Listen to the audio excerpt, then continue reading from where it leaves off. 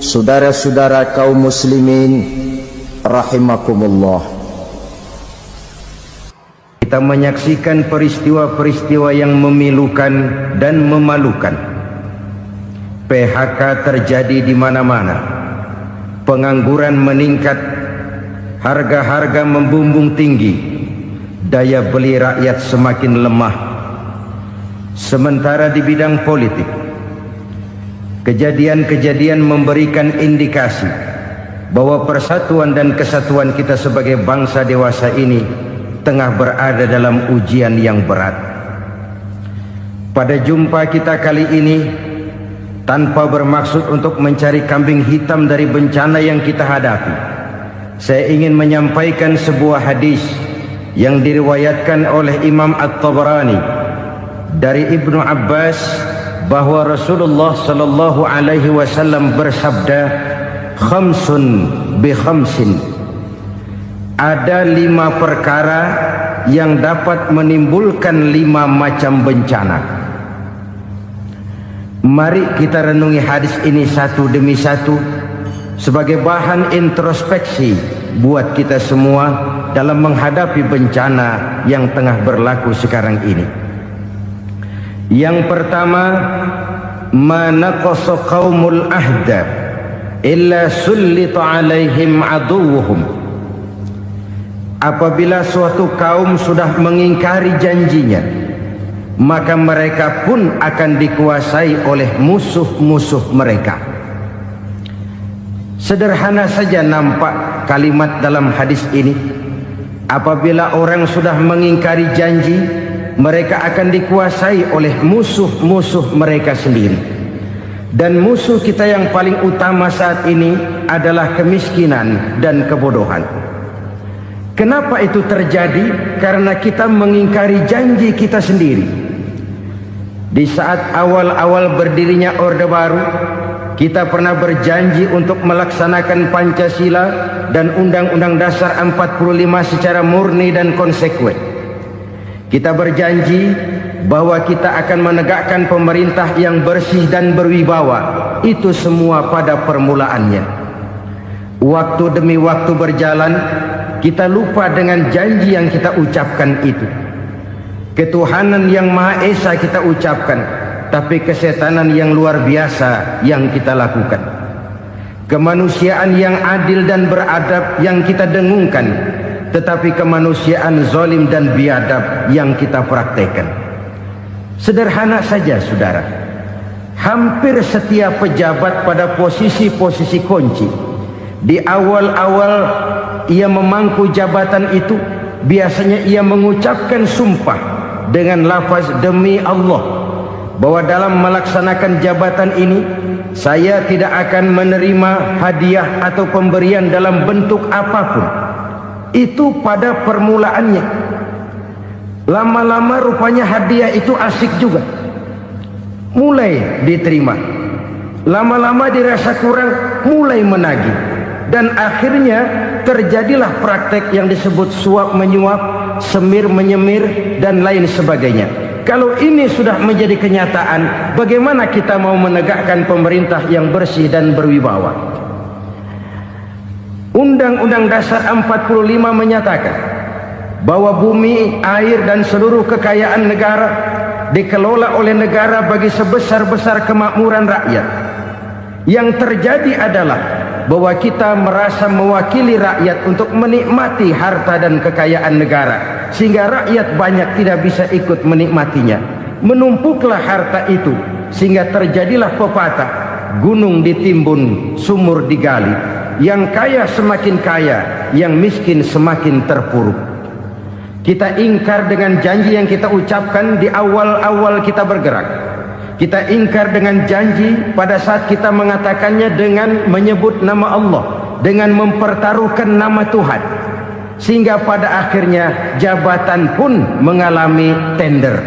Sudah menjadi rahasia umum, orang mau jadi lurah mesti mengeluarkan uang, mau jadi camat mesti mengeluarkan uang, mau jadi wali kota, bupati, bahkan gubernur, itu ada pasarannya.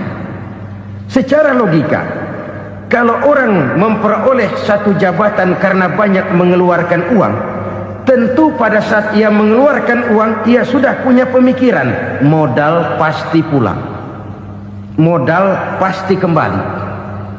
Kalau orang memperoleh suatu jabatan karena banyak mengeluarkan uang, maka langkah pertama yang dia lakukan setelah memangku jabatan itu ialah bagaimana uang bisa kembali, bagaimana modal bisa pulang. Kalau modal sudah pulang, pikiran berikutnya bagaimana supaya dapat untung. Lalu kapan mau bekerja untuk kepentingan rakyat? Itu nomor 18. Kemudian kalau ada proyek-proyek besar, pertanyaannya ialah bukan apakah proyek ini bermanfaat bagi rakyat, apakah proyek ini layak untuk diteruskan, tetapi yang jadi pertanyaan paling utama ialah bagian saya berapa duit dari proyek ini. Kita bisa lihat proyek, mega proyek lahan 1 juta hektar di Kalimantan Tengah, triliunan rupiah, dan proyek itu gagal. SD Impres bulan ini diresmikan, bulan depan retak. Jembatan-jembatan bulan ini gunting pita, bulan depan runtuh. Kita ingkar dengan janji. Kita berkata kita bekerja untuk kepentingan rakyat, tapi kita tidak pernah mengenal rakyat itu. Apabila suatu kaum sudah mulai mengingkari janji, maka mereka akan dikuasai oleh musuh-musuh mereka. Akibatnya tersusunlah barisan-barisan sakit hati yang makin lama makin menjadi bola salju, menggelinding membesar, dan kemudian terjadilah hal-hal yang tidak kita inginkan lagi. Apabila suatu kaum sudah mengingkari janji, maka mereka akan dikuasai oleh musuh-musuh mereka. Ini penyebab bencana yang pertama. Kita tidak konsekuen. Tadinya kita dengan lantang teriak-teriak berantas korupsi, ganyang korupsi. Pada waktu kita belum mendapat kesempatan.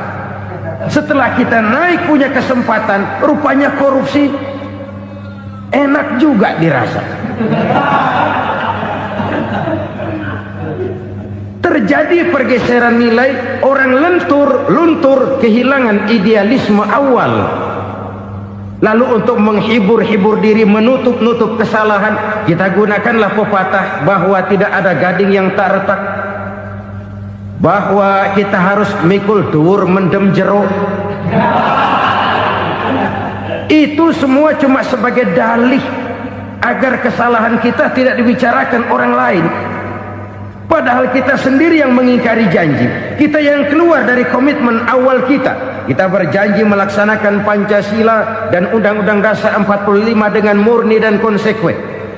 Kita berjanji untuk menegakkan pemerintah yang bersih dan berwibawa. Namun dalam kenyataannya itu tidak kita laksanakan dengan sebagaimana mestinya. Kita bergeser, kita mengalami proses degradasi, peluncuran nilai, dan akhirnya terbentuklah barisan-barisan sakit hati yang semakin lama semakin membesar itu. Kita harus introspeksi. Memang kalau zaman sedang susah, biasanya kambing hitam laris, tukang kompor gentayangan. Itu dari dulu selalu mencari kambing hitam. Karena itu kita tidak bicara orang, kita tidak bicara siapa yang salah, kita bicara sistem, dan sistem itu bisa mengena siapa saja. Kalau orang sudah mulai mengingkari janji, bergeser dari komitmen awal, itu sudah mulai ia mengalami proses peluncuran, proses degradasi. Ini penyebab yang pertama. Kita tidak lagi konsekuen bahwa bumi, air, sumber daya alam adalah milik negara, dikuasai oleh negara, digunakan bagi sebesar-besar kemakmuran rakyat. Ternyata rakyat yang makmur itu tidak merupakan gambaran yang menyeluruh dari rakyat kita. Undang-undang dasar kita menganut ekonomi kekeluargaan, tapi yang kita praktekkan adalah ekonomi keluarga. Kalau bukan keluarga nggak dapat proyek. Kalau bukan keluarga nggak dapat macam-macam. kekeluargaan kita rubah menjadi keluarga, timbullah penyakit nepotisme. Kita bergeser, kita ingkari janji, dan kita anggap kita atas namakan rakyat. Rakyat cuma sekedar jadi adres, rakyat cuma sekedar jadi alamat, tetapi kehidupan mereka tidak banyak berubah dan tidak banyak terangkat. Kaum muslimin rahimakumullah, ini penyakit yang pertama, penyebab bencana yang pertama. Yang kedua kata Nabi, wa ma hakamu bighairi ma anzalallah, apabila hukum yang diterapkan sudah tidak lagi bersumber dari hukum Allah, illa fasya fihimul faqru, maka akan bertebaranlah kemiskinan di mana-mana. Ini artinya apa? Apabila hukum tinggal sebuah stempel, apabila hukum sudah diatur menurut kepentingan, apabila hukum sudah tidak lagi ditegakkan secara adil, maka kemiskinan merambah di mana-mana. Hukum diatur menurut selera orang yang sedang berkuasa, maka yang benar bisa jadi salah, yang salah bisa jadi benar. Hukum dalam kenyataan hidup berlaku seperti pisau. Pisau itu kan saudara lihat, yang namanya pisau dimanapun itu tajamnya ke bawah, ke atas tumpul. Kalau hukum itu, kalau untuk rakyat, hukum itu tajam bukan main, cepat sekali dilaksanakan. Tapi giliran menengah ke atas, yang gedean dikit berbuat salah, hukum tumpul. Hukum pura-pura tidak dengar, akibatnya terluka rasa keadilan rakyat. Satu kasus rakyat diam, dua kasus rakyat diam, tiga kasus rakyat diam, kasus terakumulasi di hati rakyat, luka rasa keadilan, dan itu menjadi sumber bencana. Penjarahan kita tidak setuju itu, tapi kita harus melihat kausalnya. Itu kan tidak berdiri sendiri, itu kan karena terlukanya rasa keadilan rakyat, melihat kesempatan ini tidak merata. Kalau rakyat ini yang ngajukan kredit ke bank, walaupun jumlahnya cuma jutaan, ratusan ribu, susahnya 17 setan. Tapi ada orang-orang tertentu yang agunannya palsu, jaminannya palsu, bawa kata belece, bukan cuma miliaran, triliunan kredit bisa keluar. Terluka rasa keadilan, hilangnya kesempatan. Rakyat cuma dapat kesempitan, jarang dapat kesempatan. Dari lukanya rasa keadilan ini, memang ya entah lipstik, entah basa-basi, dibentuklah tim ini, dibentuklah badan pengawas ini, dibentuklah tim ini. Kalau membentur tahu, hancur tahu. Tapi kalau tim yang dibentuk membentur karang, bukan karangnya yang hancur biasanya, timnya yang bubar. Kenapa? Yang dibentur batu karang yang sangat keras. Kita main-main dengan hukum, kita tidak konsekuen dengan hukum, luka rasa keadilan, dan itu terakumulasi. Edi tamsil, rakyat tahu, terakumulasi, menguap begitu saja. Kasus-kasus lain rakyat tahu, menguap begitu saja. Ketidakadilan terakumulasi, mengendap di hati rakyat, menunggu ledakan. Pada saat sumbu meledak, rakyat tidak bisa dibendung lagi. Oke, kita tidak setuju dengan penjarahan, tapi jangan melihat itu sebagai peristiwa yang berdiri sendiri. Kenapa itu terjadi? Kausalnya kenapa? Oke, kita tidak setuju memang, tapi yang dijarah oleh rakyat kan memang cuma untuk perut. Yang dijarahkan beras, yang dijarahkan televisi, yang dijarahkan kulkas yang masih bisa dihitung, yang memang real untuk kebutuhan rakyat. Penjara-penjara berdasi kepala botak yang menguras uang rakyat habis-habisan, enak saja melenggang dalam kehidupan ini. Makin terluka rasa keadilan rakyat. Apabila hukum yang diterapkan sudah menyimpang dari keadilan yang diajarkan Allah, fasyafihimul fakru, bertebaranlah kemiskinan. Aneh, memalukan, memilukan. Sebuah negara agraris yang katanya pulaunya hijau royo-royo, gemari palau jenawi toto tentem kertora harjo,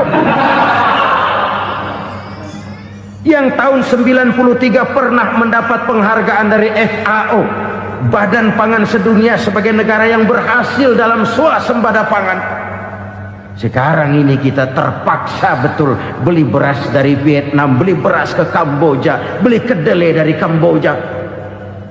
Kenapa? Lahan sawah kita habis ditanami pabrik. Teknologi kita, teknologi loncatan yang non-applied, tidak terpakai oleh kita. Lantas lahan yang tidak bisa kita tanami, kita paksakan lahan-lahan gambut menjadi tanah pertanian yang subur dengan biaya triliunan, dan kita gagal. Kita cari jarum dan kapak hilang. Kita mau jadi negara industri dengan loncatan teknologi yang maju, kita lupakan pola pijak kita sebagai negara agraris, dan akhirnya kita kecolongan. Lihatlah dewasa ini, rakyat kita antri sembako di mana-mana. Di sebuah negara agraris, ketidakadilan melahirkan kemiskinan, kemiskinan moral dan kemiskinan material. Kemiskinan moral, rakyat nggak percaya lagi sama pejabat. Rakyat mengalami krisis figur. Orang alah lu ngomong dak ember.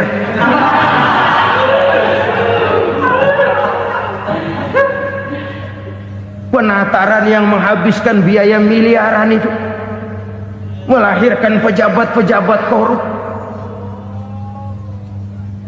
Pengawasan yang menghabiskan biaya miliaran itu ternyata impoten, mandul. Kemiskinan moral. Jujur saya berkata, saudara-saudara, setelah pintu reformasi dibuka, itu yang masuk memang macam-macam. Ada yang memang punya tujuan murni, konsekuen dan punya konsep. Ada yang nunggu di tikungan, begitu mobil lewat nyamber pintu, berangkat ikut reformasi. Ada yang memanfaatkan momentum, mumpung untuk nyampein unek-unek, ngerti nggak, pokoknya ngomong. Sehingga keadaan semakin rancu, kebingungan semakin menjadi-jadi, masalah yang paling urgen tidak terselesaikan. Sekarang ini orang berpikir mendingan jadi pala ular daripada jadi buntut macan. Buntut macan memang hebat macan, tapi kalau buntutnya cuma ugel-ugel di belakang buat apa? Mendingan jadi pala ular, kecil juga nyaplok. Artinya ya biar kecil juga kalau punya partai kan gagah. Lalu rame-rame bikin partai kayak bikin arisan. Orang makin mengalami dislokasi. Semua mau jadi pahlawan, semua mau nomor satu, semua ngomong iya kalau bidangnya, kalau bukan makin rancu. Marilah lewat kesempatan ini saya mengajak kita untuk tahu diri. Biarkan politisi ngomong politik, biarkan ekonom menata ekonomi, biarkan praktisi bicara soal hukum, biarkan rakyat munajat, istighfar, mohon pertolongan Allah. Tahu diri kita. Kalau memang ayam, kukuruyuk aja dah. Kalau memang kucing, ayo ngeong. Kalau kambing, silahkan ngembe. Udah tahu ayam, ngeong bunyinya. Suaranya palas, orang nggak ngerti, bingung, makin menjadi-jadi.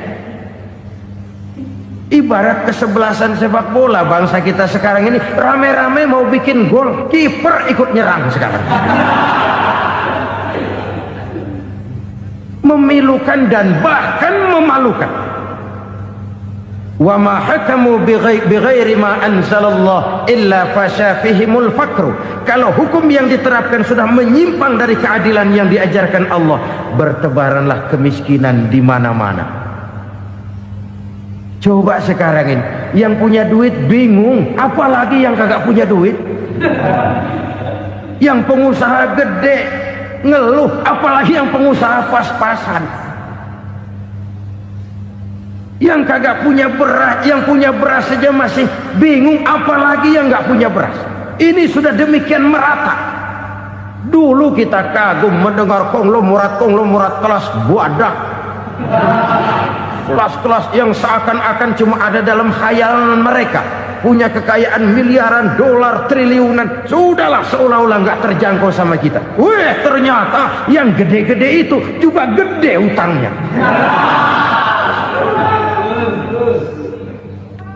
Dan rontok satu demi satu. Ternyata rakyat selama ini cuma dialamatkan, cuma dijadikan address. Rakyat yang tidak banyak ngerti persoalan ini harus menanggung hidup ini begini berat, harus menanggung beban hidup ini begini tinggi. Daya beli semakin lemah, semakin terpuruk dan terpuruk, sedang keadaan belum juga banyak berubah. Yang hutang sama luar negeri itu kan bukan rakyat kecil, Ciano. Yang banyak nyimpen dolar juga kan Ciano.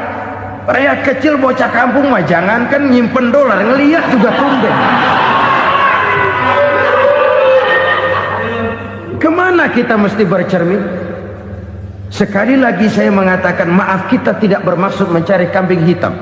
Karena itu kita tidak bicara orang, kita bicara sistem, kita bicara keadaan. Beginilah yang dikatakan Nabi, penyebab timbulnya bencana, hukum yang ditegakkan tidak lagi berorientasi kepada keadilan, tapi berorientasi kepada kepentingan. Akhirnya bentuk hukum seperti pisau, tajam ke bawah, tumpul ke atas. Hukum cuma buat rakyat kecil, tetapi kelompok menengah ke atas kadang-kadang kebal dari perlakuan hukum. Maka bertebaranlah kemiskinan. Iya, kemiskinan moral berupa lukanya rasa keadilan. Kalau rasa keadilan terluka, orang kan nunggu kesempatan, saudara. Iya, dia nggak bisa ngomong, iya, dia nggak sanggup action, iya, dia nggak bisa tunjuk rasa, tapi hatinya kan, kapan ada kesempatan, kapan ada waktu, tunggu. Hatinya mesti begitu. Sehingga begitu ada kesempatan, terjadilah hal-hal yang tidak terhindarkan. Dan itu ekses, bukan reformasi. Jangan seperti sebuah dialog saya dengan seorang abang beca. Saya bertanya, bang, ya, abang tahu nggak reformasi? Tahu. Ustadz, apa? Pembakaran. Terus penjarahan. Lalu perkosaan. Itu reformasi. Itu yang saya lihat. Nah, itu yang dia lihat. Saya tentu tidak menyalahkan abang beca kita, karena memang itu yang dia lihat dan sejauh itu wawasannya. Tapi ini indikasi bahwa banyak rakyat kita yang belum bisa menggunakan kebebasan secara bertanggung jawab. Padahal kebebasan tanpa tanggung jawab tirani. Sebuah contoh gampang-gampangan. Saya beli radio, saya setel di kamar saya, lalu saya bilang, ini radio gue. Yang beli gue, pakai duit gue setel di kamar gue, sekeras-kerasnya, gak ada urusan sama orang lain. Itu kata saya. Tetapi tetangga saya sebelah rumah kan boleh juga ngomong begitu. Kata tetangga saya, ini mata gue, yang ngantuk gue tidur di kamar gue, kenapa suara radio lu nyampe kemari? Artinya apa ini? Kebebasan saya nyetel radio dibatasi oleh kebebasan tetangga saya yang mau tidur. Tidak ada kebebasan mutlak. Kebebasan mutlak tanpa tanggung jawab kembali akan melahirkan tirani, kembali akan melahirkan pemaksaan kehendak. Dan itu lagi-lagi bukan demokrasi. Saudara-saudara kaum muslimin rahimakumullah. Ini penyakit yang kedua, lukanya rasa keadilan, terutama di kalangan rakyat kecil. Itu mengendap menjadi akumulasi dan menunggu giliran kapan bisa dimuntahkan. Dengan kata lain, rakyatnya udah banyak banget makan yang perutnya jadi enak, nyelam. Kapan nunggu muntahnya? Udah begini banyak akumulasi yang mereka pendam di perut ini, sehingga ketika terjadi kesempatan itu sudah tidak terkendalikan lagi, kita out of control. Saya tidak mentolerir sikap-sikap kekerasan, bahkan saya lebih cenderung bahwa kalau di rumah kita banyak tikusnya saja racuni, jangan rumah dibakar. Bahwa ada korupsi, ya, ada kolusi, memang ada nepotisme, tentu. Tetapi tikusnya saja racuni, jangan rumah dibakar. Masa mau ngusir tikus bakar rumah? Tikusnya lari, tikusnya selamat, rumahnya ewes-ewes.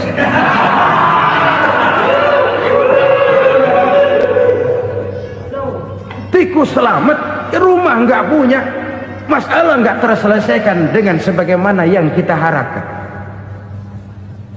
Kita sepakat ini negara hukum, dan di hadapan hukum semua manusia itu sama.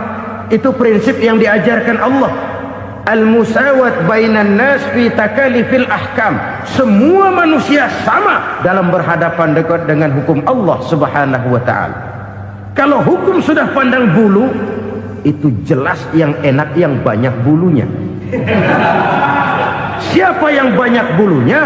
Monyet. Kalau hukum pandang bulu, monyet keenakan. Saudara-saudara kaum muslimin rahimakumullah, introspeksi. Mari kita bercermin bagaimana perjalanan hukum selama ini. Kalau introspeksi ini kita temukan, lalu ada upaya untuk memperbaiki diri. Jangan menggunakan tak ada gading yang tak retak, mikul duwur mendem jero untuk menutup-nutupi kesalahan orang. Padahal kesalahan itu sedemikian besar. Padahal rakyat kita tiap hari antri sembako. Ada yang sehari sekali makan, ada yang makan sudah bercampur tiwul, ada yang nasi sudah dicampur pisang, balik jadi orok lagi. Macam-macam upaya rakyat untuk menangsal perut ini. Lalu rakyat ditenang-tenangkan, lebih baik puasa Senin Kemis sambil menghadapi krisis ekonomi. Kenapa rakyat yang disuruh puasa? Kenapa bukan pejabatnya yang puasa lebih dulu untuk kemakmuran rakyat? Kalau rakyat yang memang perutnya udah gepeng disuruh puasa, makin krempeng perutnya. Artinya pejabat harus punya sense of politics. Ya, tidak, puasa itu kan tidak cuma Senin Kemis saja. Puasa itu puasa perasaan, puasa menghargai perasaan yang sedang kondisi yang sedang dihadapi oleh rakyat. Bagaimana rakyat yang tengah antri sembako melihat pejabatnya lewat dengan mobil yang harganya sampai 1 miliar. Oh, inilah pemimpin saya. Luka lagi rasa keadilannya. Kita tidak tenggang rasa. Puasa dalam artian itu pun akan menolong menegakkan semangat kebersamaan, membentuk semangat kebersamaan. Saudara-saudara kaum muslimin rahimakumullah, penyebab bencana yang ketiga dikatakan oleh baginda Nabi, wala dhaharat fihimul fahishatu illa fasha fihimul maut. Apabila kekejian telah merajalela, maka maut bertebaran di mana-mana. Kita renungi butir kalimat dalam hadis ini. Apabila kekejian telah merajalela, maut bertebaran di mana-mana. Begitu murah arti sebuah kehidupan. Penjarahan untuk hal-hal yang kecil tapi sampai mengorbankan nyawa. Apabila kekejian sudah terjadi di mana-mana, maut pun bertebaran. Maut dalam arti berpisah ruh dengan jasad, tapi juga maut dalam arti orang bisa mati karirnya, orang bisa mati usahanya, orang bisa mati kesempatannya karena perbuatan-perbuatan keji yang selama ini tidak terbendung. Lahirlah teori mafia. Siapa yang kuat dia yang berkuasa, Siapa yang lemah, dia menjadi mangsa. Proyek-proyek besar yang menang tender itu ya dari itu ke itu saja. Yang pengusaha-pengusaha tidak punya koleksi, koneksi, tidak bisa bayar komisi, dapat proyek tetelan. Ada dagingnya, dikit tambahnya juga tetelan. Dagingnya sudah habis disantap oleh meja. Sekian puluh meja dilalui, sekian puluh amplop dikeluarkan. Sehingga yang akhirnya ya tinggal tetelan itu tadi. Maka kualitas pekerjaan pun sudah bukan lagi jadi masalah. Demikianlah mafia-mafia ini bermunculan di mana-mana. Di pengadilan terkenal mafia pengadilan. Hukum bisa dibeli, hukum bisa dipesan menurut kebutuhan sponsor. Mafia peradilan, mafia politik, mafia ekonomi, bahkan mafia agama yang menggunakan agama sebagai kedok, menggunakan agama sebagai dalih, menggunakan agama sebagai topeng untuk melancarkan maksud-maksud politiknya pun tidak tertutup kemungkinan. Apabila kekejian telah merajalela, maut bertebaran di mana-mana. Korupsi, kolusi, nepotisme itu bagian dari kekejian. Kita selama ini kalau mendengar maksiat, itu yang terbayang cuma judi, mabuk, zina.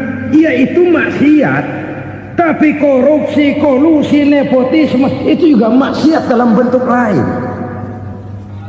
Kalau ini sudah bertebaran, maka maut terjadi di mana-mana. Jangan bayangkan cuma mati orangnya, itu sih kewajiban. Yang menyakitkan itu orangnya masih hidup tapi dibikin mati, karirnya mati. Kenapa? Karena yang diperlukan bukan cuma orang pinter tapi orang taat. Biar pinter, kalau nggak taat minggir. Biar bodoh, kalau taat bisa nyenangin atasan, bisa nyemur. Kumaha juragan wae ayeuna mah. Itu yang kadang-kadang dapat penghargaan. Tidak ada prestasi kerja kecuali bikin senang orang di atas. Kita lihat di desa-desa jalan rusak. Kalau ada berita pejabat anak mau turun, jalan rata sekali. Sampai tanah dari mana aja dikeruk buat ngeratain tuh jalan. Pejabat pulang legok lagi jalanan. Katanya kita kerja buat rakyat, nyatanya kita cuma melayani atas. Kenapa? Terjadi lingkaran setan. Seperti kata lagu Dul Sumbang itu. Mahasiswa takut sama dosen, dosen takut sama dekan, dekan takut sama rektor, rektor takut sama menteri, menteri takut sama presiden, presiden takut sama mahasiswa. Muter balik lagi, lingkaran setan, lingkaran setan. Saudara-saudara kaum muslimin rahimakumullah, kekejian yang merajalela, praktek-praktek mafia yang tertuang dalam kehidupan sehari-hari menyebabkan orang mati karirnya, jasad masih hidup, karir mati, itu menyakitkan. Mati bisnisnya.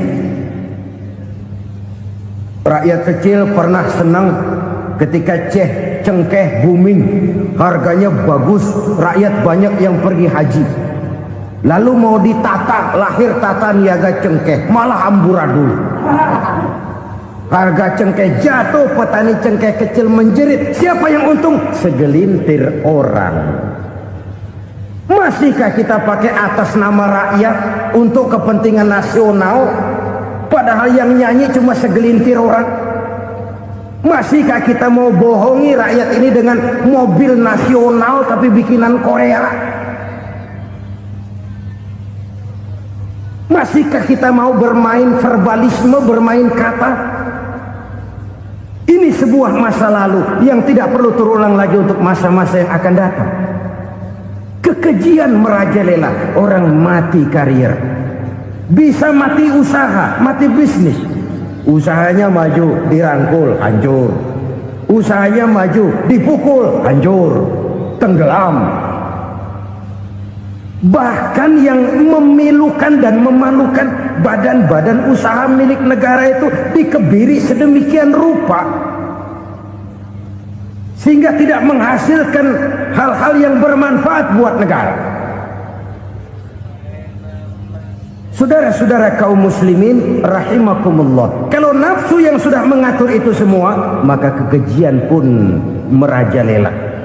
Orang sudah pakai teori mafia, yang kuat dia yang menang, yang kuat dia yang berkuasa, yang lemah silakan minggir di sudut-sudut kehidupan. Kalau kekejian seperti ini merajalela, maut bertebaran di mana-mana. Banyak orang mati karirnya, banyak orang mati usahanya, banyak orang mati imajinasinya. Sekarang ini dalam dunia seni, yang banyak karyawan seni, bukan seniman. Seniman itu kan dilahirkan, lain seniman, lain karyawan seni. Sekarang yang banyak karyawan seni, bukan seniman. Mati karier, mati imajinasi, mati improvisasi, sehingga kehidupan persis sinetron. Sinetron itu yang kita lihat rumah mewah, yang kita lihat rumah bagus, nggak pernah kita lihat di sinetron kita ini rakyat antri sembako. Kita dijejali hal-hal yang indah, yang wah, yang membuat kita tenggelam dalam gaya hidup instan, tenggelam dalam gaya hidup wah. Kita lupa dengan realitas keseharian di tengah-tengah masyarakat kita. Lahirlah kelompok-kelompok selebritis, dibesarkan oleh berbagai media. Selebritis pilek aja masuk koran, pilek.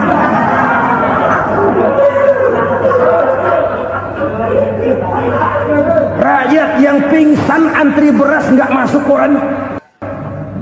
Rakyat yang semaput antri minyak nggak masuk koran. Selebritis panok masuk koran.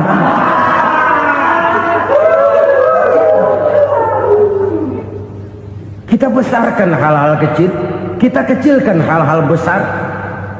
Kenapa? Kita mengejar oplah, kita profit oriented, tidak lagi berorientasi kepada realitas hidup yang kita hadapi ini. Kalau kekejian sudah merajalela, kata Nabi, maka maut bertebaran di mana-mana. Maut dalam artian maut, coba lihat sekarang begitu murah nyawa. Karena 1000 perak orang mau nusuk bunuh. Karena beras seliter orang khilaf, begitu murah kehidupan. Tapi kekejian dalam bentuk korupsi, kolusi, nepotisme, kekejian dalam bentuk itu mematikan karier, mematikan bisnis, mematikan imajinasi, mematikan kreativitas. Itu juga maut dalam bentuk lain akibat kekejaman lain. Ini penyebab yang ketiga. Yang keempat, penyebab bencana menurut baginda Rasul, wala tukhfiful mikyala illa muni'un nabat. Apabila timbangan sudah dicurangi, maka tercegahlah tumbuh-tumbuhan. Apabila timbangan sudah mulai curang, maka terjadilah musim paceklik.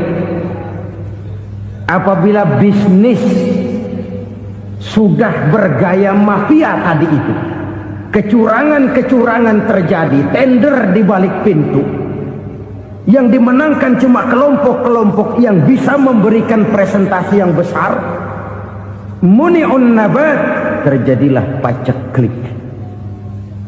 Paceklik, panen gagal, wereng ya wereng, kemarau panjang, it's okay, air sulit, iya.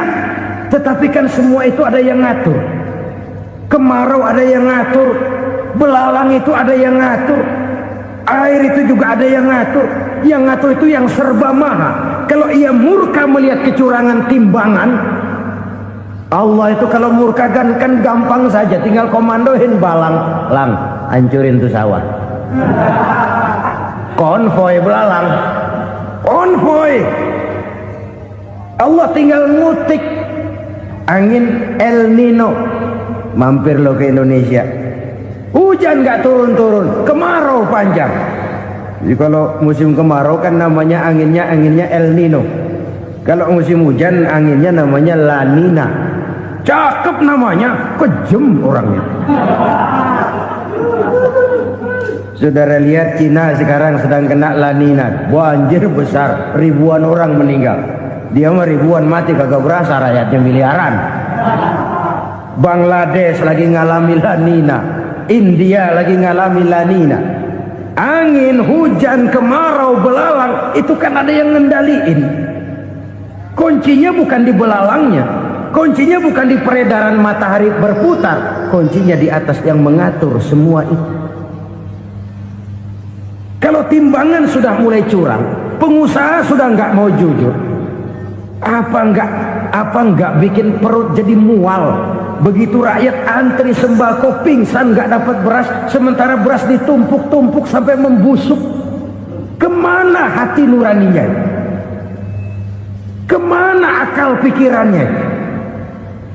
Kemana mereka yang berbuat atas nama rakyat tapi melihat rakyat susah tidak tergerak hatinya? Apabila timbangan sudah mulai dicurangi, bisnis sudah mulai melenceng, maka terjadilah paceklik. Sebuah negara yang berhasil dalam swasembada pangan, lalu sekarang menjadi negara yang rakyatnya antri untuk memperoleh kebutuhan pangan. Saudara-saudara kaum muslimin rahimakumullah, ini intinya adalah kecurangan. Kalau kecurangan sudah terjadi di mana-mana, dan ini milik siapa saja, bukan soal tempat, bukan soal jabatan, soal manusianya, SDM-nya. Kecurangan tidak cuma terjadi di kantor, di masjid bisa terjadi kecurangan. Korupsi tidak hanya bisa terjadi di kantor, di madrasah bisa ada korupsi. Faktor manusianya, ini soal SDM. Kecurangan yang besar, tentu besar lagi kerugiannya. Kecurangan yang kecil, kecurangan sehari-hari, pedagang-pedagang kecil ngurangi timbangan, barang yang buruk dikatakan baik, yang baik dikatakan buruk, itu merugikan perorangan. Kecurangan yang besar merugikan bangsa dalam bentuk total, dalam bentuk seutuhnya. Nah, kecurangan-kecurangan seperti ini rakyat kan lihat, rakyat kan tahu, dan itu kembali terakumulasi di sini, pegel. Dan jangan lupa, rakyat yang nggak ngomong itu, rakyat yang nggak bersuara itu, batinnya menjerit, jeritannya menggoncang aras, dan itu didengar Allah. Yadullah fauqal jamaah, kata Nabi, tangan Tuhan di atas orang banyak. Jeritan hati rakyat menggoncang aras.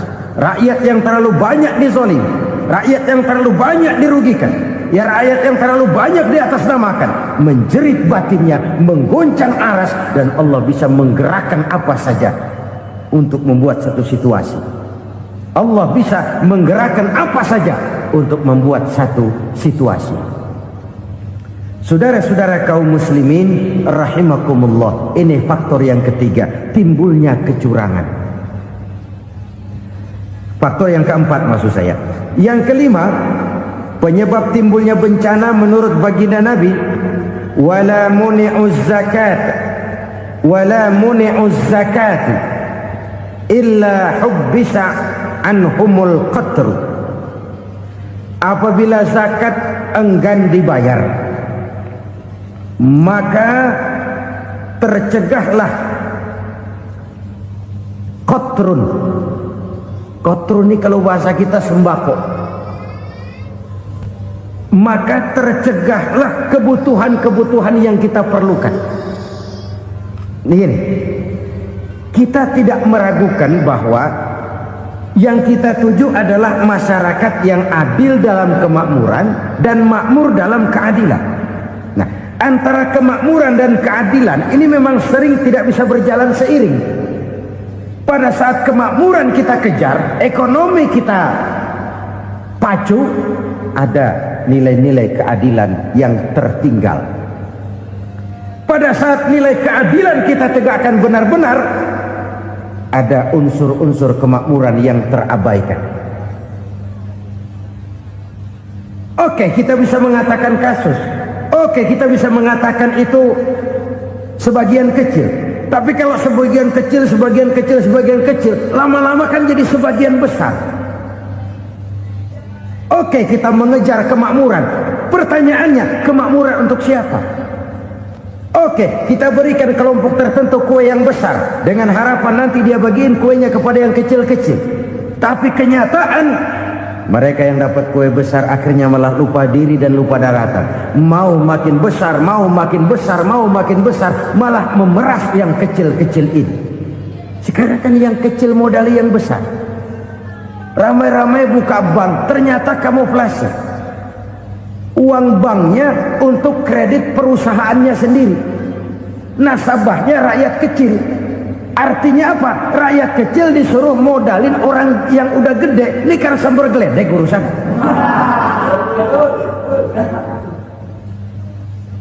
Ini kan permainan apa lagi? Rakyat kecil suruh modali yang gede. Nasabahnya rakyat kecil, kumpulkan uangnya di bank, kucurkan kredit kepada perusahaannya sendiri. Bukankah itu rakyat kecil suruh modali yang gede? Sudah begitu kejamkah kita untuk meraih keuntungan dengan mengorbankan orang kecil ini? Sudah tidak bicara lagi kah nurani kita melihat penderitaan orang yang semakin susah ini? Kalau zakat enggan dibayar, padahal zakat 2,5% saja, 2,5% saja. Kalau itu pun enggan, kalau zakat saja enggan, bagaimana pula yang namanya sodako, bagaimana pula yang namanya infak, bagaimana pula yang namanya santunan, bantuan. Kadang-kadang lipstick nyumbang si nyumbang, cuman nyolongnya lebih gede. Ini namanya sumbangan lipstick. Buat lipstick itu kan buat ngumpetin bibir pucat. Itu fungsi utama lipstick. Buat ngumpetin korupsinya, nyumbang kegiatan-kegiatan sosial. Tapi yang dia korup lebih gede dari yang dia sumbangin. Lipstick kamuflase. Nepu kata anak sekarang.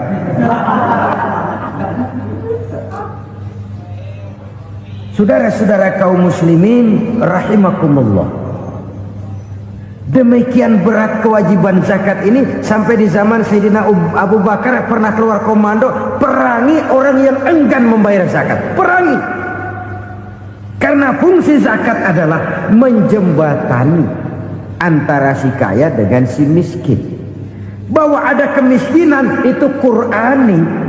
Allah menyatakan, aku melebihkan rezeki sebagian kamu dari yang lain. Ini kan kesenjangan. Allah melebihkan rezeki sebagian kamu dari yang lain. Ada itu. Tetapi itu berjalan secara nature. Nah, kalau direkayasa, yang kaya semakin kaya, yang miskin semakin terpuruk, yang sudah besar dapat proyek besar, yang kecil dapat tetelan. Ini kan rekayasa namanya. Kesenjangan yang direkayasa ini yang kita harus kikis. Nah, fungsi zakat menjembatani dari sisi sosial. Dari sisi pribadi, Nabi berpesan, zakku amwalakum biz zakat. Bersihkan hartamu dengan zakat. Sekarang ada istilah nyuci uang. Uang hasil korupsi itu bisa dicuci, dijadikan uang bersih. Bukan pakai rinso, bukan. Pakai politiknya koruptor, diolah sedemikian rupa sehingga jadi uang resmi. Sudah memutik, itu termasuk yang disebut kejahatan kerah putih, white collar crime. Kejahatan kerah putih, kejahatan pakai dasi, kejahatan kelas kakap. Makanya orang mendingan goblok kagak bener daripada pinter kagak bener. Goblok kagak bener itu gampang ngurusinnya. Pinter kagak bener, ini yang berabe bener ngurusinnya.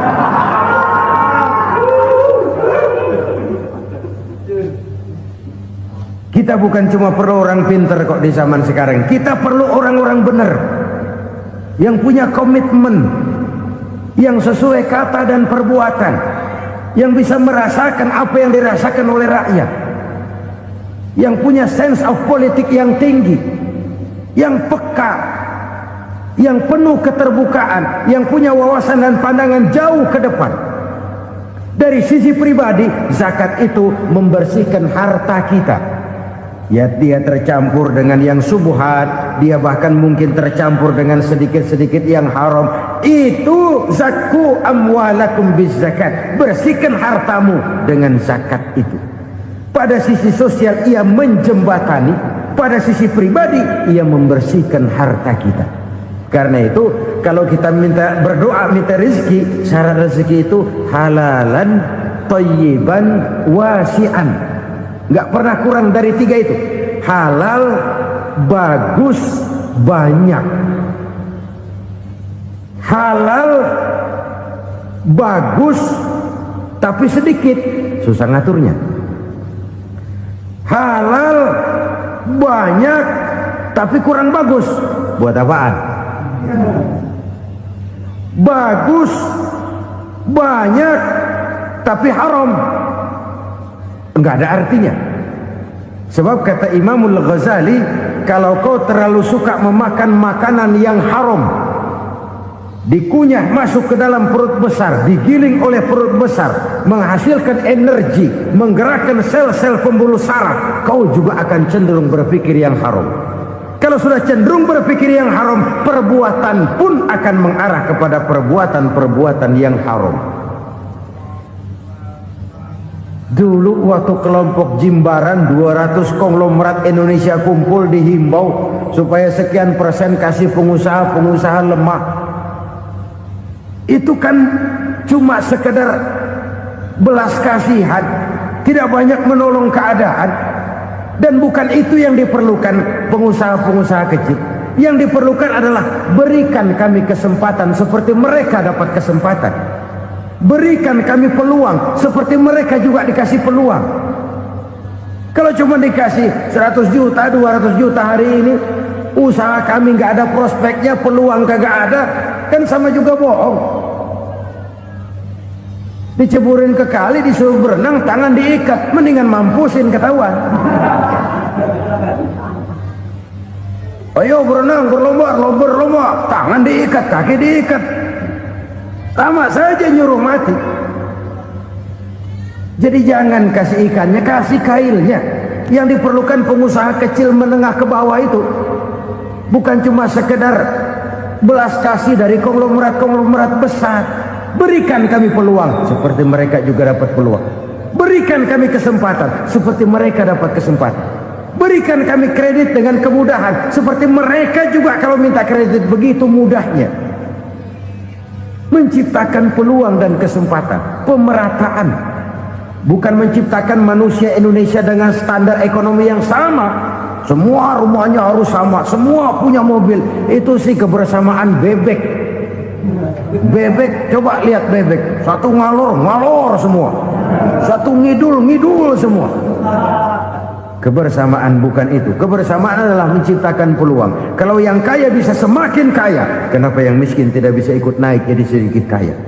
Kalau pengusaha yang sudah kuat bisa bertambah menjadi kuat dengan proyek mega proyek, kenapa yang menengah tidak bisa ikut menjadi kuat?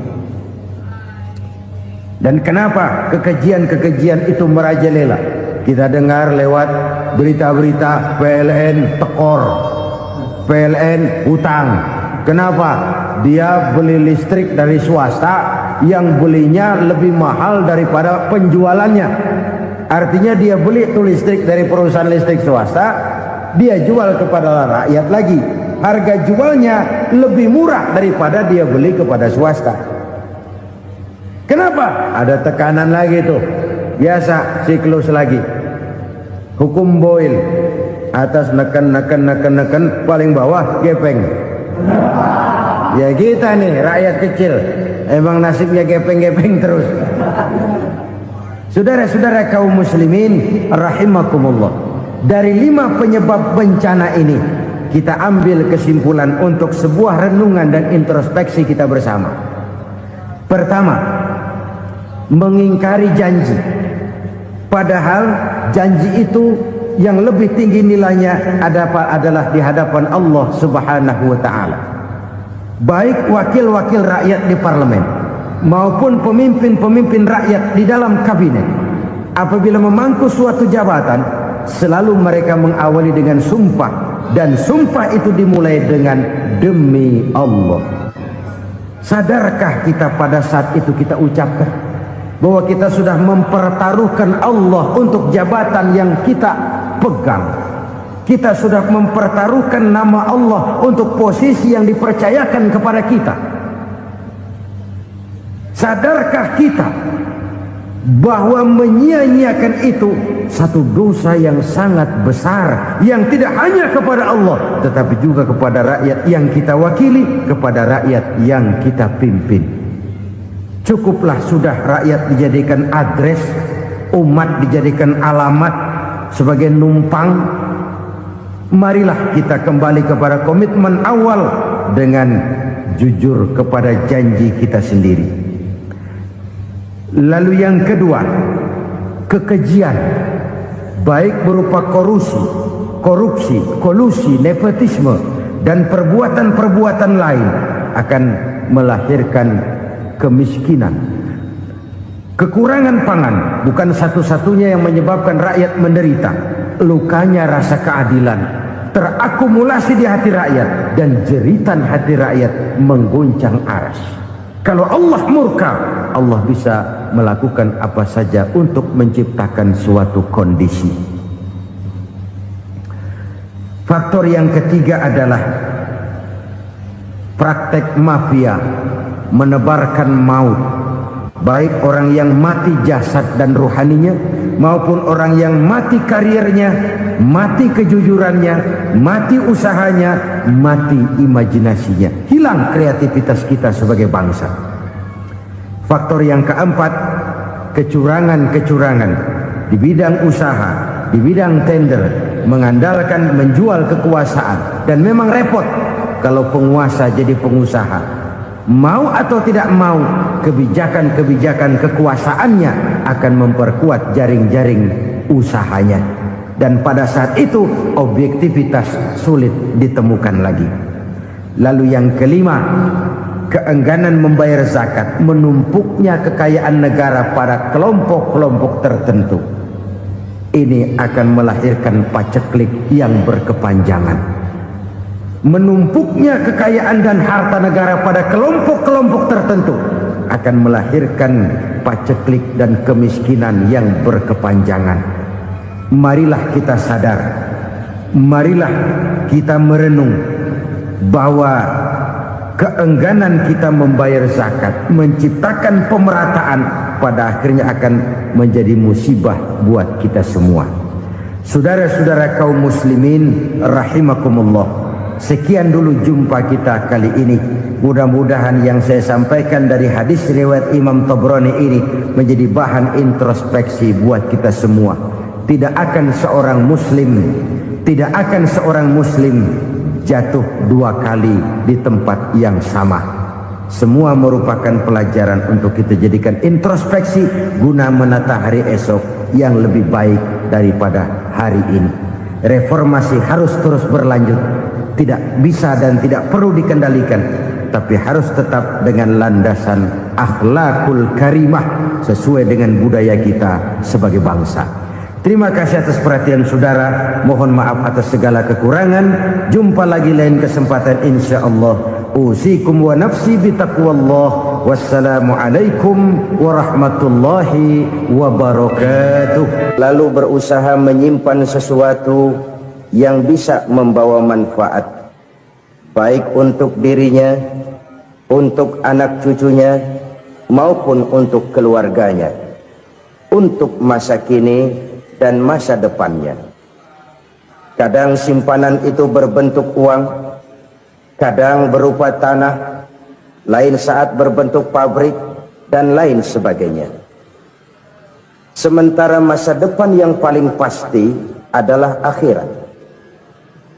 Jika untuk masa depan dunia kita rela memeras keringat, membanting tulang, pergi pagi dan pulang petang, menyimpan uang, menyimpan tanah, menyimpan pabrik. Pernahkah kita merenung jika satu saat kiamat datang, kita dibangkitkan dari kubur masing-masing, berdiri di padang mahsyar untuk mempertanggungjawabkan seluruh kegiatan hidup kita di dunia ini, lalu kita akan menuju ke alam akhirat.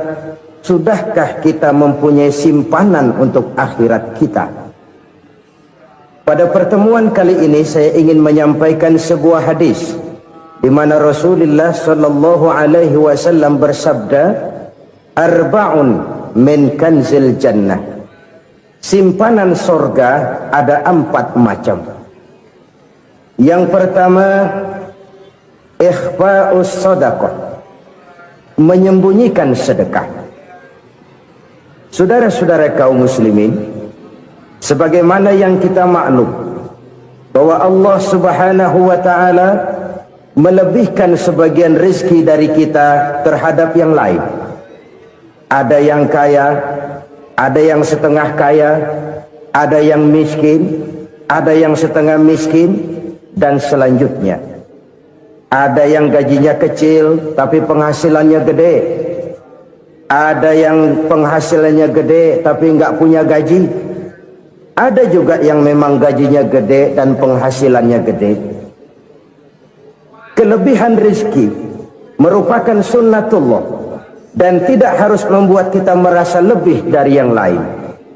Bahkan sebaliknya, kelebihan itu harus membuat kita ringan tangan untuk menolong mereka yang memang memerlukan pertolongan. Kalau saudara diberikan ilmu, maka pertanyaan akhirat cuma satu: ilmumu kau amalkan untuk apa? Kalau saudara diberikan umur yang panjang, pengadilan akhirat juga bertanya satu: umurmu kau habiskan di mana? Tapi kalau saudara diberikan harta, pengadilan akhirat akan bertanya 2: hartamu kau dapat dari mana? Kau belanjakan kemana? Dari mananya ditanya dan kemananya juga ditanya. Oleh karena kita akan dimintakan pertanggungan jawab, maka amanah yang bernama harta ini harus kita gunakan dengan sebaik-baiknya. Ada penggunaan yang merupakan kewajiban, itu zakat namanya. Ada penggunaan yang sewaktu-waktu, itu infak namanya. Ada yang lebih sewaktu-waktu lagi, dan itu sedekah namanya. Zakat dia terikat oleh haul dan nisab, oleh putaran batas waktu dan ukuran dari harta itu sendiri. Sedangkan infak terikat oleh situasi dan kondisi perekonomian seseorang. Sedangkan sedekah tidak terikat dengan apapun. Dalam kondisi seperti apapun kita bisa melakukan sedekah dengan yang terkecil sekalipun. Sampai-sampai Rasulullah sallallahu alaihi wasallam mengajarkan, la tahqiranna minal ma'rufi syai'an walau an talqa akhaka biwajhin talik. Atau ada hadis, tabassumuka fi wajhi akhika laka shadaqah. Senyumanmu kepada temanmu adalah sedekah. Jadi untuk melakukan sedekah tidak harus dalam berbentuk uang. Dengan ilmu kita bisa sedekah, dengan tenaga kita bisa bersedekah, dengan pikiran kita bisa bersedekah, bahkan senyum kepada teman itu pun sedekah. Jadi kalau sedekah dengan uang memang belum punya uang, nyengir aja banyakin.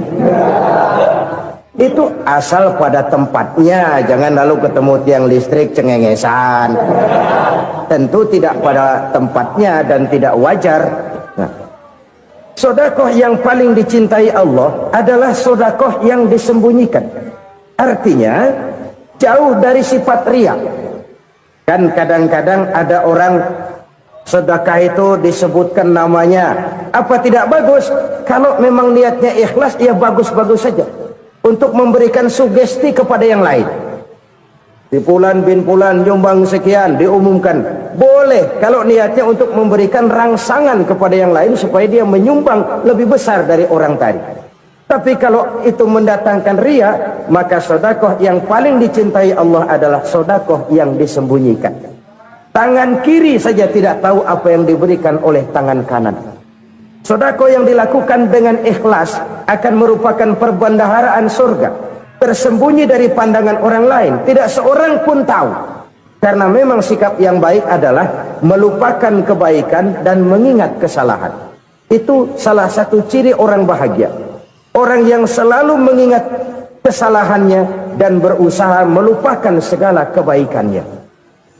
Kalau dia akan berada kebaikan, dia tidak bisa ikut, dia merasa rugi karena dia merasa belum pernah berbuat baik. Tapi kalau akan melakukan kesalahan baru, dia ingat kesalahan yang sudah-sudah, sehingga terhalang baginya untuk melakukan satu kesalahan baru. Demikianlah saudara-saudara, bahwa Allah melebihkan rizki sebagian kita dari yang lain, agar terjadi tolong-menolong dalam kehidupan ini. Jadi kesenjangan yang nature, kesenjangan yang alami, itu sunnatullah. Ada yang kaya, ada yang miskin, ada yang kelas menengah. Nah, kenapa lalu sekarang kita berusaha mengentaskan kemiskinan? Oleh karena adanya kesenjangan struktural. Kalau yang kaya bisa semakin kaya, kenapa yang miskin tidak bisa naik jadi ikut sedikit kaya? Sebab pada dasarnya Islam adalah agama yang sejak turunnya sudah berupaya memerangi kemiskinan. Bahkan dikatakan kemiskinan itu mendekatkan kepada kekufuran. Orang kalau miskin udah dekat banget sama kafir. Gampang menjadi kafir. Berapa banyak saudara-saudara kita yang oleh karena soal perut, oleh karena soal materi, terpaksa meninggalkan dan menanggalkan akidahnya, menjual petunjuk yang diberikan Allah dengan kesenangan dunia yang cuma sebentar ini. Na'udzubillah thumma na'udzubillah. Jadi makin kita sembunyikan satu sedekah, semakin banyak perbendaharaan kita di surga. Sedekah yang paling dicintai Allah adalah sedekah yang disembunyikan. Malahan ada seorang sufi, dia punya kebiasaan kalau pergi sholat Jumat dia bawa uang, itu uang dia taruh di bawah tikar masjid. Dia niat sedekah kepada siapa saja yang nemuin itu duit. Maksudnya apa? Supaya yang nemuin nggak tahu siapa yang punya duit. Demikian dia saking ingin menyembunyikan sedekahnya. Karena sifat ria itu bisa memakan amal kita sendiri. Ria itu termasuk menyebut-nyebut kebaikan kita. Orang yang suka nepuk dada, sedikit-sedikit ngitungnya kalau nggak gua. Tuh kalau nggak gua tuh yang belas itu kalau nggak gua, iya kalau nggak lu kenapa emang? Orang yang suka menepuk jasad, tuh biasanya memang begitu saudara-saudara. Kalau perang lagi berkecamuk, orang nggak sempat ngaku jadi pahlawan. Tapi begitu perang selesai, yang kagak kenal bedil ngaku pahlawan, mas. Itu sesuatu yang biasa. Oleh karenanya, orang-orang yang ikhlas dalam bersodako, disembunyikannya sodako itu, Allah cinta betul. Malahan ada hadis memberikan jaminan, inna sodakotal mar'il muslimi tazidu fil umri wa tadfa'u mitatas su'i. Sesungguhnya sedekahnya seorang mukmin tazidu fil umri, bisa menambah umur panjang, wa tadfa'u mitatas su'i, dan menyelamatkan manusia dari mati secara su'ul khatimah. Jadi siapa yang kepengen panjang umur, banyaklah sedekah. Yang bosan hidup, pelit terus. Sedekah menambah panjang umur dan menyelamatkan manusia dari mati secara su'ul khatimah. Pak, katanya umur itu nggak bisa ditambah, nggak bisa dikurangin. Kapan? Kalau ajal sudah datang. Fa idza jaa ajaluhum la yastakhiruna sa'atan wa la yastaqdimun. Kalau ajal datang tidak bisa dimajukan, tidak bisa dimundurkan. Itu kalau ajal sudah datang. Tidak bisa lagi umur ditambah dikurangi, sudah datang. Tapi kalau belum datang, itu kan haknya Allah. Mau ditambah, mau dikurangi, hak prerogatif Allah. Sebagai pencipta manusia, Allah maha kuasa dan maha mampu. Sedekah ini menambah panjang umur dan menyelamatkan manusia dari mati secara su'ul khatimah. Itu orang mati kan sama ya kondisinya, mati nggak nafas. Tapi hakikat mati kan lain-lain. Ada yang mati itu husnul khatimah, baik akhirnya. Misalnya Lagi ngaji, mati. Lagi sholat, mati. Lagi sedekah, mati. Ini yang dinamakan dengan husnul khotimah, baik di akhirnya. Sebaliknya ada yang su'ul khotimah, jelek di akhirnya. Ini yang jadi catatan akhir. Lagi nyekek botol, mampus. Lagi banting kartu, modar. Su'ul khatimah, jelek pada akhirnya. Sedekah menyelamatkan manusia dari mati secara su'ul khatimah. Dan kita semua kepengen mendapat husnul khatimah, jauh dari su'ul khatimah. Oleh sebab itu yang bisa menyelamatkan kita dari penyakit itu antara lain adalah sedekah yang disembunyikan, yang dikerjakan dengan ikhlas karena Allah, tidak karena kepengen dipuji orang, tidak karena ingin dikatakan orang pemurah. Sebab orang dermawan itu orang yang memberi tanpa harus diminta. Kalau masih harus diminta, ya belum dermawan namanya, masih harus diminta. Kalau nggak diminta ya tulus, lolos, polos. Saudara-saudara kaum muslimin rahimakumullah, harta adalah amanat dan akan kita pertanggungjawabkan. Allah melebihkan rizki sebagian kita dari yang lain agar kita saling tolong menolong, bantu membantu. Nabi janjikan siapa yang meringankan beban saudaranya muslim di dunia, Allah akan meringankan bebannya di akhirat nanti. Sebuah jaminan dari baginda Nabi. Si orang yang kita bantu barangkali tidak bisa membalas, Allah yang akan membalas lewat jalan lain yang tidak pernah kita sangka-sangka. Ada orang tanya, Pak, ini ada orang nyumbang masjid sambil marah-marah, bagaimana? Saya bilang sumbangannya aja ambil, marahnya jangan. Marahnya jangan diambil, itu urusan dia. Saudara-saudara kaum muslimin rahimakumullah, umat Islam ini kan umat yang punya potensi besar. Kadang kita merenung, kenapa kadang-kadang pembangunan masjid kok lambat sekali? Kalau hotel hari ini peletakan pertama, bulan depan peresmian. Supermarket hari ini peletakan batu pertama, minggu depan peresmian. Tapi kalau sudah yang namanya masjid, kadang-kadang peletakan batu pertama sekaligus jadi batu terakhir. 3 tahun, 4 tahun, campur nebar jalak di jalanan, duit dijaring kayak ikan sepat. Apa tidak ada orang Islam yang kaya? Banyak. Apa tidak ada pengusaha muslim yang jadi konglomerat? Ada. Lalu yang belum banyak itu yang komit terhadap nilai-nilai agamanya. Akhirnya kita jatuh jadi umat yang lemah. Belum ada pengusaha konglomerat muslim buka pabrik supermi cap bedug misalnya umpamanya atau pabrik kecap cap sorban supaya identitas keislamannya sedikit kelihatan. Kita jatuh jadi umat yang lemah karena potensi tidak terinventarisir dengan baik. Kita ini ibarat kompor yang cuma matengin nasi orang lain. Potensi kita dimanfaatkan oleh orang lain. Ukhuwah Islamiyah kita baru terbatas kepada silaturahmi. Ukhuwah di bidang ekonomi kita lemah, ukhuwah di bidang kebudayaan kita lemah, apalagi ukhuwah di bidang politik kita lebih rapuh lagi. Padahal ukhuwah itu adalah totalitas kehidupan manusia, menyangkut ipolek sosbud, memerlukan nilai-nilai ukhuwah.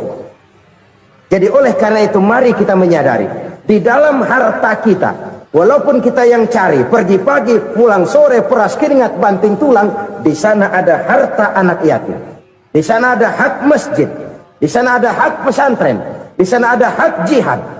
Berbahagialah seseorang apabila dia oleh Allah dijadikan keran itu menyimpan air, tapi tidak untuk dirinya, tapi disalurkannya kepada mereka yang memang memerlukannya.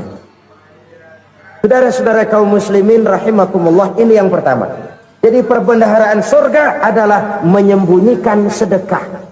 Orang lain nggak tahu, kita pun nggak pernah ngitung-ngitung. Kita anggap lewat begitu saja, padahal itu deposit akhirat. Satu. Yang kedua, perbendaharaan surga itu apa? wa kitmanul musibah, menyembunyikan kesulitan. Kadang orang takut menghadapi kesulitan, tapi makin kita merenung, hidup ini kan sebenarnya urusan. Takut sama urusan ya jangan hidup. Tandanya orang hidup itu kalau punya urusan. Urusan melupakan problem, problem sering menimbulkan kesulitan. Kesulitan bukan untuk ditakuti, tapi untuk diatasi dan dicarikan jalan keluarnya. Siapa sih orangnya yang nggak pernah sulit-sulit? Makin tinggi status sosialnya, makin gede urusannya. Makin tinggi kualitas imannya, makin berat tingkat kesulitannya. Cuma memang yang namanya enak itu seperti pelangi. Biang lala itu nggak pernah di atas kepala kita, di atas kepala orang melulu. Lo sih enak lo, kata kita. Dia juga bilang yang enak kan lo. Pelangi itu nggak pernah di atas kepala kita. Kata tukang beca, aduh enak ya naik Mercy. Kata tukang beca, apa yang di dalam mobil Mercy? Aduh enak bener tukang beca, di jok ngeringkuk ngorok pules bener. Saya kamar pakai AC sejuk, tempat tidur sutra empuk, alga spring bed, kulak kulik nggak bisa pules kalau belum minum Valium, belum tidur. Enak bener tukang beca, di jok ngorok nggak tahu wetan kulon. Si tukang beca bilang yang di Mercy enak, yang di Mercy bilang tukang beca enak. Inilah enak, nggak pernah di atas kepala kita, di atas kepala orang lain melulu enak itu. Nah saudara-saudara, yang merupakan perbendaharaan surga itu orang yang bisa menyembunyikan kesulitan, baik pribadi ataupun rumah tangga. Nih terutama rumah tangga yang jadi soalnya. Kadang-kadang kita ini kalau senang, sebaliknya kalau senang kita diam, kalem aja, cuek. Banyak banget duit kita bawaan, diam aja udah. Malah ketemu orang takut. Tapi begitu susah, sekampung tahu. Padahal Nabi mengajarkan perbendaharaan surga itu menyembunyikan musibah, menyembunyikan kesulitan. Kalau enak, cerita sama orang-orang. Kalau nggak enak, rasain sendiri, tekan sendiri, atasin sendiri. Kita kan sebaliknya, senang kita diam, asal lagi susah, paling tidak kita nyari teman buat cerita kesusahan. Siapa orangnya yang nggak pernah susah? Cuma soalnya bagaimana kita mengatasi kesusahan itu sendiri. Begitu juga misalnya kalau orang sudah berumah tangga, itu orang tuanya harus menjadi tempat dia cerita yang enak-enak saja. Yang nggak enak rasain berdua, selesaikan berdua, atasin berdua. Jangan dibalik. Asal senang diam, giliran susah saja. Maknya laporan. Terbalik. Bisa menjaga security informasi. Maka nama bayam keluar diam, malah seluitan. Enak amat lo makan daging ayam. Security informasi. Saudara-saudara kaum muslimin rahimakumullah,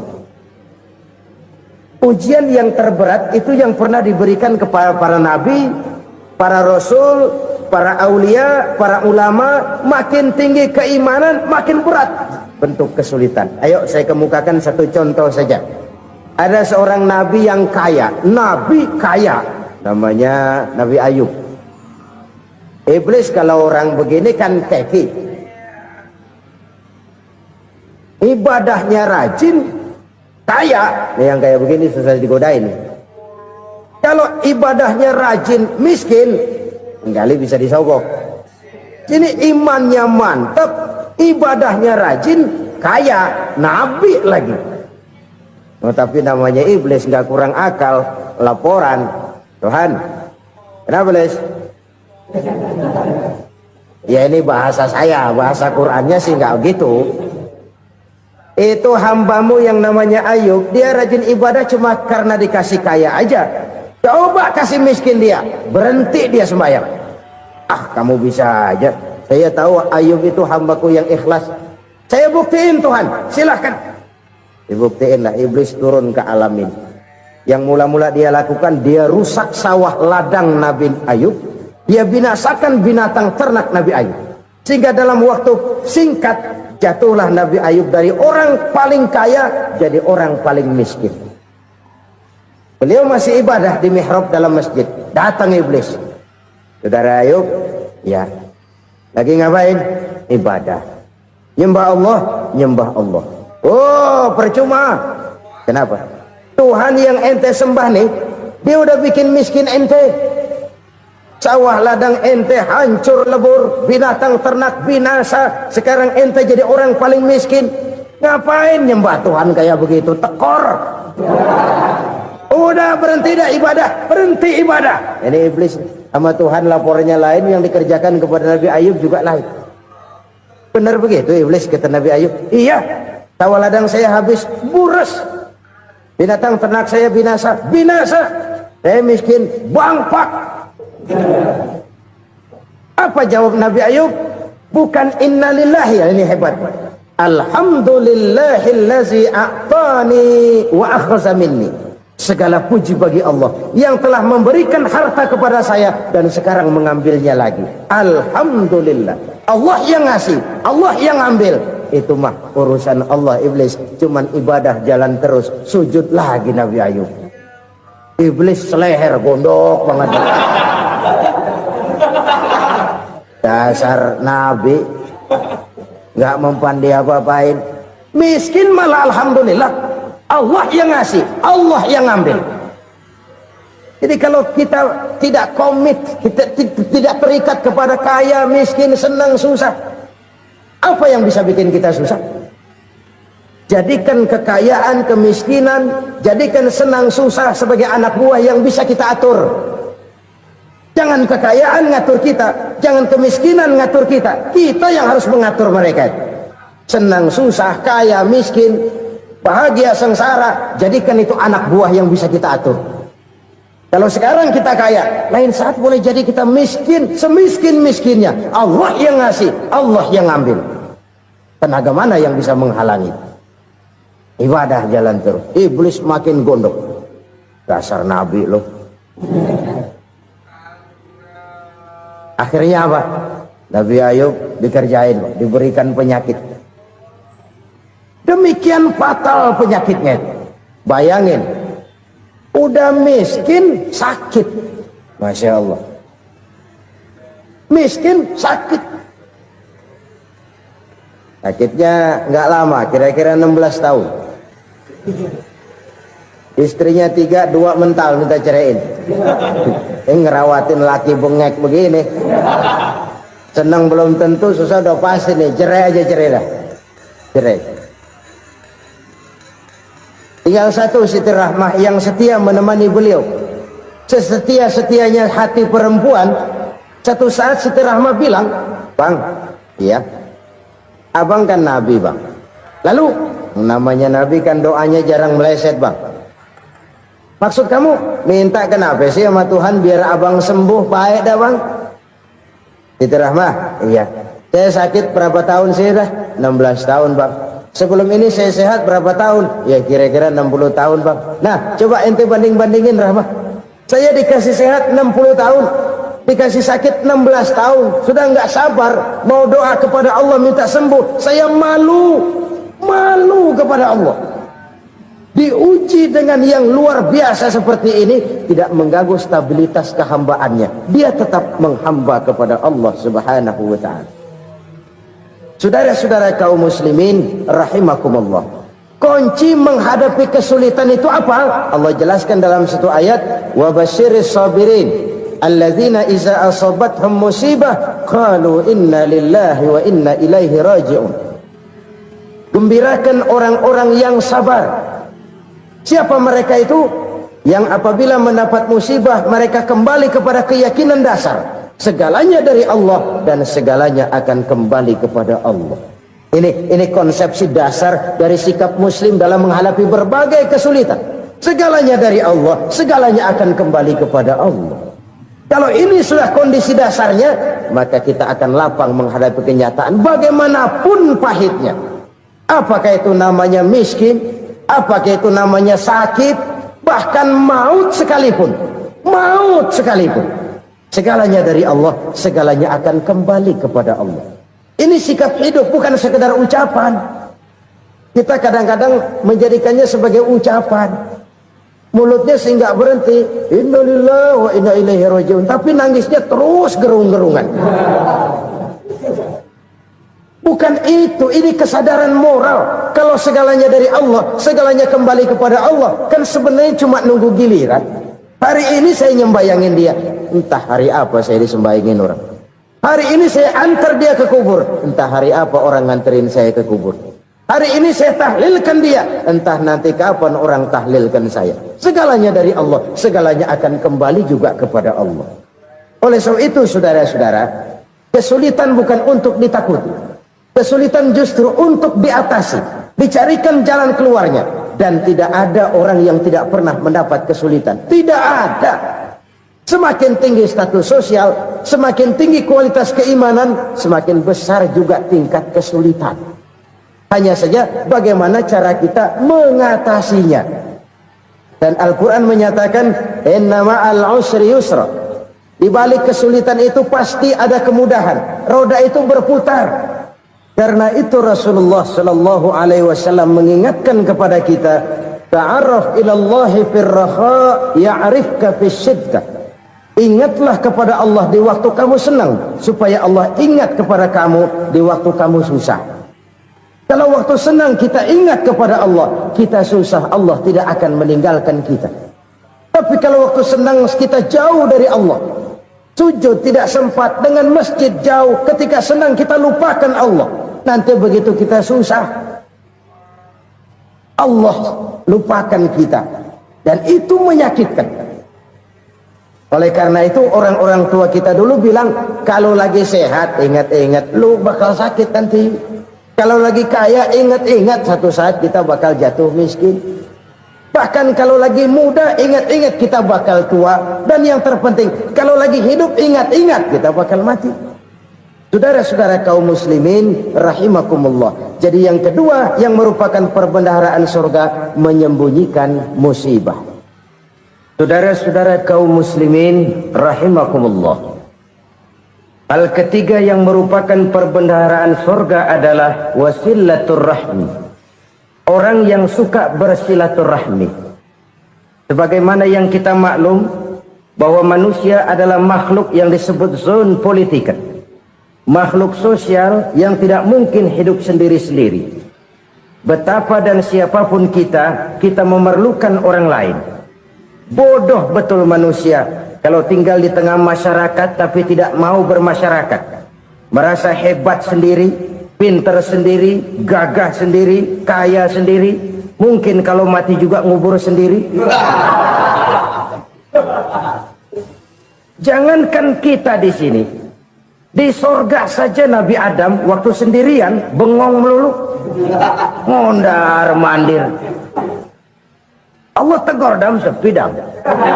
Ya ini kalau bahasa saya. Iya Tuhan sepi ini nggak ada coret-corekan pisan ini. Diciptakan Siti Hawa baru anteng Nabi Adam. Itu di sorga. Cobalah. Umpamanya saudara tinggal di Jakarta nih. Kayak bener. Apaan aja di Jakarta punya saudara dah. Jembatan Semanggi ambil. Monas buntel bawa pulang. Hotel-hotel ambil semua. Cuman tinggal di Jakarta sendirian, apa enaknya? Betapa dan siapapun kita perlu orang lain. Tidak ada seorang pun yang bisa memenuhi kebutuhan hidupnya secara sendiri-sendiri.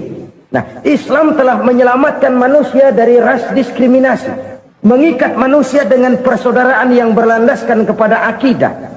Karena itu dianjurkan bersilaturahmi. Bahkan Nabi menyatakan, man arada ayyubsata lahu fi rizqihi wa yunsa'a fi atharihi falyasil rahimah. Siapa yang kepengen diluaskan rezekinya dan dipanjangkan usianya, banyaklah ia bersilaturahmi. Siapa yang kepengen dimudahkan rezekinya, hendaknya ia banyak bersilaturahmi. Kalau banyak teman, kesulitan kan paling tidak ada tempat cerita. Udah susah sendirian, kita pikirin diri, nggak ada tempat tukar pikiran. Cepet banget sama bengek. Dilawan sendiri. Nah, secara makro kita bisa berkata, tidak mungkin ada kemenangan kalau tidak ada kekuatan. Tidak ada kekuatan kalau tidak ada kesatuan dan persatuan. Tidak mungkin ada kesatuan dan persatuan tanpa semangat silaturahmi. Kalau umat Islam mau menang, dia harus kuat. Kalau umat Islam mau kuat, dia harus bersatu. Kalau umat Islam mau bersatu, dia harus membudayakan silaturahmi ini. Bahkan sampai-sampai kata Nabi, kalau bisa cari nilai tambah. Apa? Silman qata'ak. Bersilaturahmilah kau kepada orang yang marah denganmu. Masya Allah, indahnya ajaran agama kita. Orang yang marah pun kepada kita, kata Nabi, kalau bisa bersilaturahmilah kepadanya, kepada orang yang marah itu. Di situ nilai tambah. Cuman jujur nih hadis, ngucapinnya gampang, ngamalinnya yang berat banget. Orang marah sama kita, kita disuruh silaturahmi. Ada apa malu? Lu marah tuh, gue marahan lagi. Tunggu pikirin. Saudara-saudara kaum muslimin rahimakumullah. Tapi ini yang diajarkan, bahkan ini yang dicontohkan oleh baginda Rasul. Bagaimana begitu mudah? Misalnya satu saat Abu Jahal ini ngatur strategi bagaimana bikin Muhammad celaka. Dia gali lubang di depan tempat tidurnya. Dia tutupin daun korma. Terus dia panggil seseorang, ke sini. Kasih tahu Muhammad, pamannya sakit keras, minta ditengokin. Berangkat orang ini ke sana. Muhammad, labbaik. Pamanmu sakit keras, dia minta ditengokin. Baik, saya akan datang menjenguk beliau. Berangkatlah Nabi ke rumah Abu Jahal tanpa prasangka apapun. Abu Jahal udah pasang setil, selimut 3 rangkap setengah dipakai, persis kayak orang meriang. Tapi sembari ngintip dari balik selimut, begitu Muhammad buka pintu, nah masuk perangkap nih. Muhammad jalan menuju tempat pembaringan. Makin lama makin dekat, makin lama makin dekat, makin dekat ke lubang yang dipasang oleh Abu Jahal itu. Dalam hati Abu Jahal, terus dah jatuh, mampus dah lo ini. Mampus lo hari ini nih. Apa yang terjadi? Malaikat Jibril datang. Muhammad, pamanmu cuma pura-pura sakit. Di depan tempat tidurnya ada lubang perangkap supaya kamu jatuh ke situ. Sudah, kamu pulang. Balik kanan Nabi. Sudah hampir jatuh ke lubang, balik kanan, pulang. Bayangin kecewanya Abu Jahal. Muhammad dikit lagi, Muhammad dikit lagi. Enggak paman, saya pulang aja. Emosi bangun dari tempat tidur, enggak sadar kalau lagi pura-pura sakit.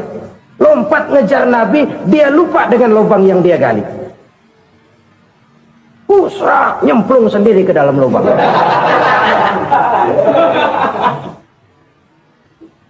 Nabi terus berlalu. Ini terjadi keanehan.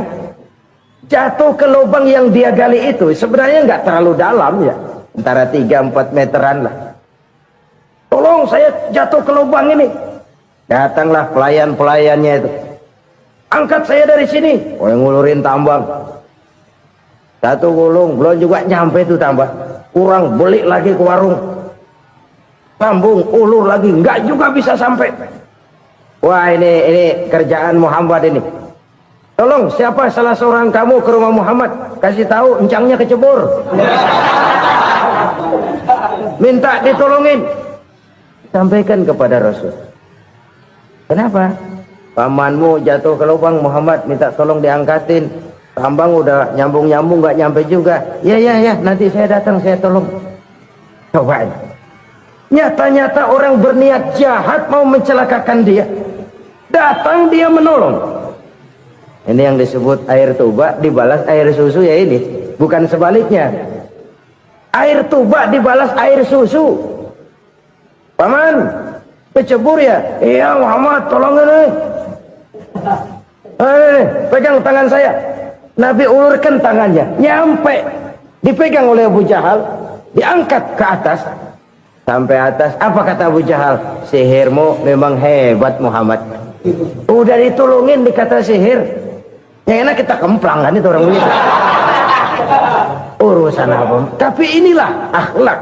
Kalau bisa kamu bersilaturahmilah dengan orang yang marah kepadamu sekalipun. Orang marah kita tetap baik. So, kalau kita berbuat baik sama orang yang memang baik, rasanya sih biasa-biasa aja. Orang baik kita baik lagi, ya draw aja, belum ada nilai tambah di situ. Baru ada nilai tambah kalau kita bisa berbuat baik kepada orang yang nyakitin kita. Itu namanya kita setingkat di atas dia. Dia sakitin kita, kita berbuat baik sama dia. Dia pelit sama kita, kita baik sama dia. Dia marahin kita, kita deketin dia. Di situ kita punya nilai tambah. Jadi siapa yang ingin diluaskan rezekinya, kata Nabi, dan dipanjangkan umurnya, hendaklah ia banyak-banyak bersilaturahmi. Sederhana sebenarnya silaturahmi, tapi silaturahmi membangkitkan semangat kesatuan dan persatuan. Kesatuan dan persatuan melahirkan kekuatan.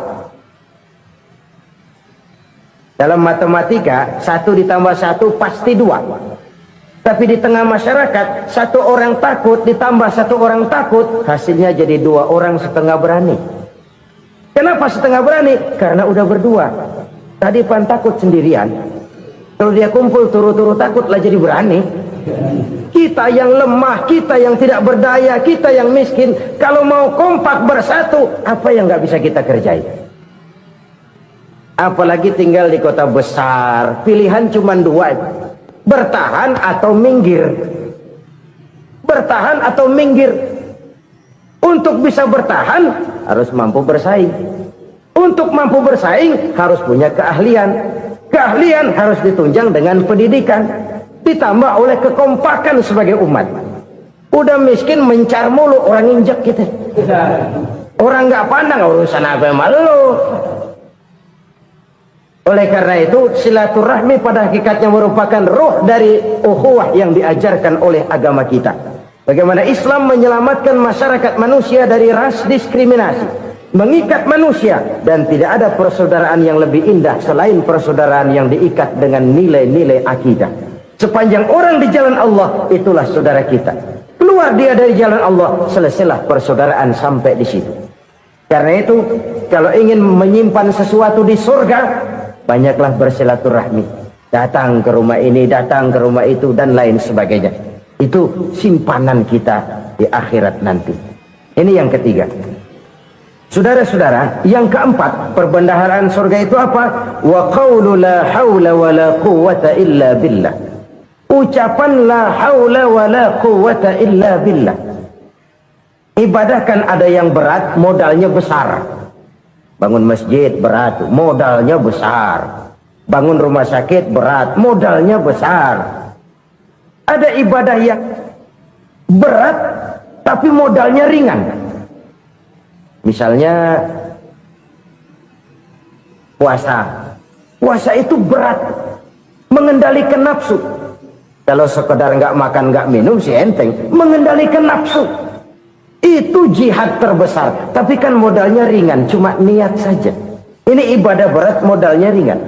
Ada ibadah yang ringan, modalnya juga enteng. Seperti termasuk ucapan la haula wa la quwwata illa billah. Tanpa sadar, la haula wa la quwwata illa billah. Nyelengin tuh di surga.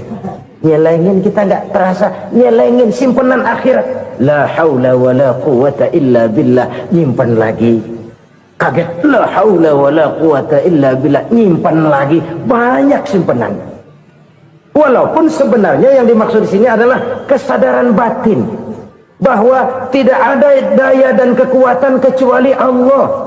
Itu intinya. Kita memulai pekerjaan disunahkan baca bismillah, kan begitu.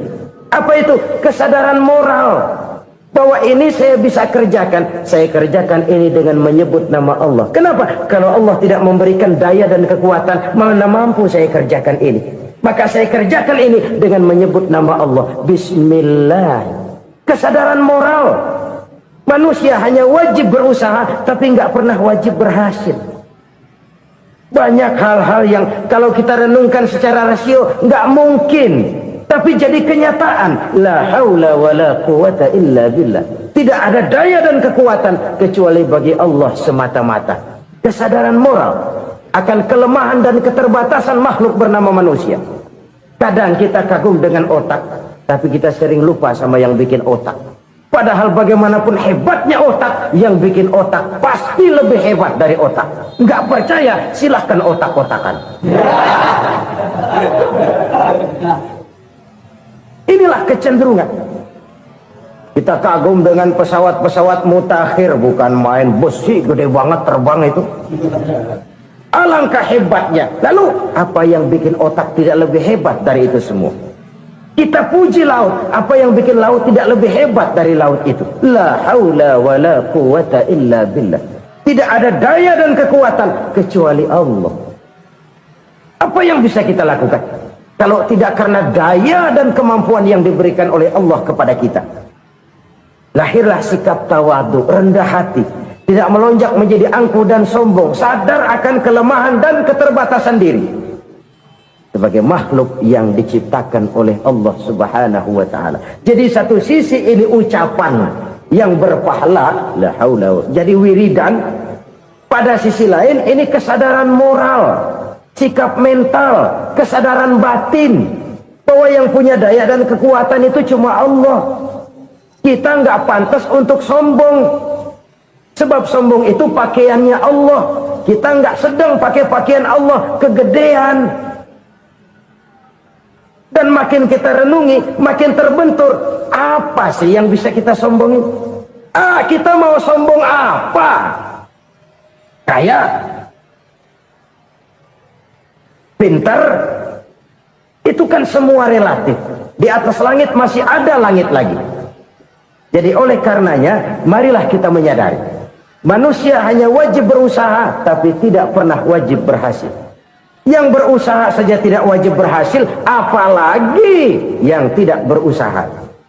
Islam bukan agama orang pemalas yang selesai sholat lalu endelohom, enggelenggem ayem-ayem. Tapi Islam bukan agama orang sombong yang setelah berusaha lalu tidak memerlukan Allah. Kita bisa saja bikin proyeksi, tahun sekian kita bakal panen besar menurut perhitungan otak. Tapi ada kejadian lain. Apa? Tikus ngambek.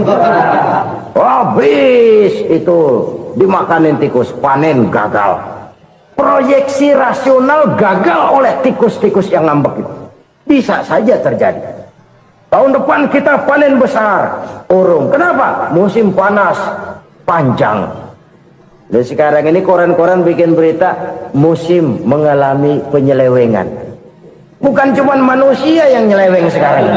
Musim pakai nyeleweng.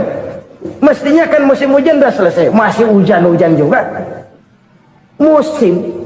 Nah sekarang kita boleh bikin proyeksi, kita bakal panen besar. Tahu-tahu musim panas panjang, sawah retak, air kering.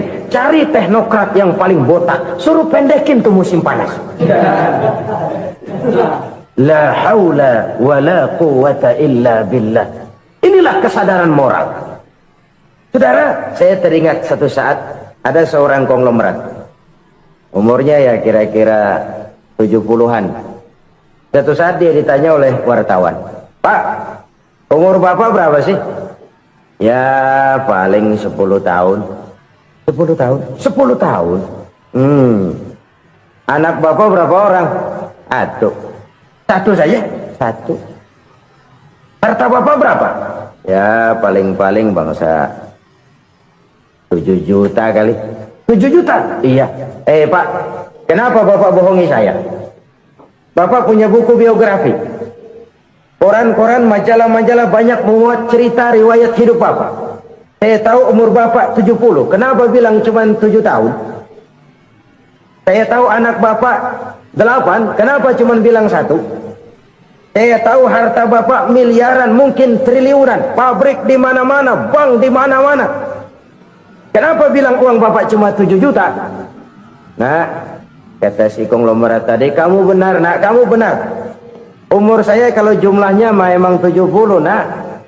Cuman ingat-ingat saya, baru 7 tahun terakhir ini saya sujud. Baru 7 tahun terakhir ini saya berusaha dekat dengan Allah. Saya laksanakan perintahnya, saya jauhi larangannya.